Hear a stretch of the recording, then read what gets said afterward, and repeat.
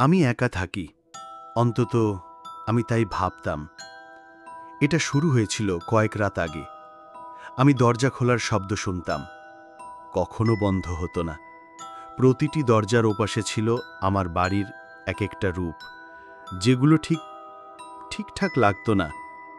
প্রথম দরজাটা নিয়ে গেল অতীতে, আমার বাড়ি, কিন্তু 70-এর দশকে।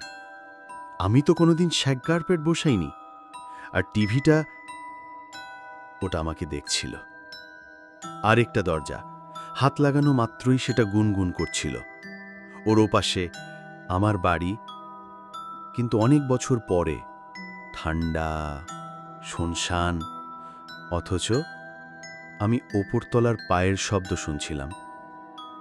এখন দরজাগুলো বেড়ে গেছে, আরও দরজা, সময়ের এক একটা রেখা বরাবর ছড়িয়ে থাকা আমার বাড়ির এক একটা রূপ।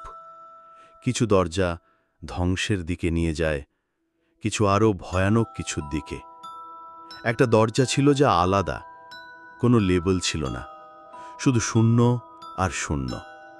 আমি ঢুকলাম, আর বাস্তবতা চারপাশে মোচড় খেয়ে গেল।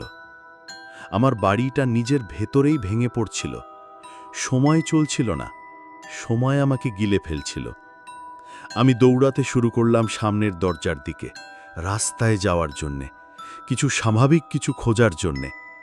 কিন্তু দরজাটা খুলতেই ওটা ছিল আমার রান্নাঘর। আবার আমি এখন আর মনে করি না এটা আমার বাড়ি।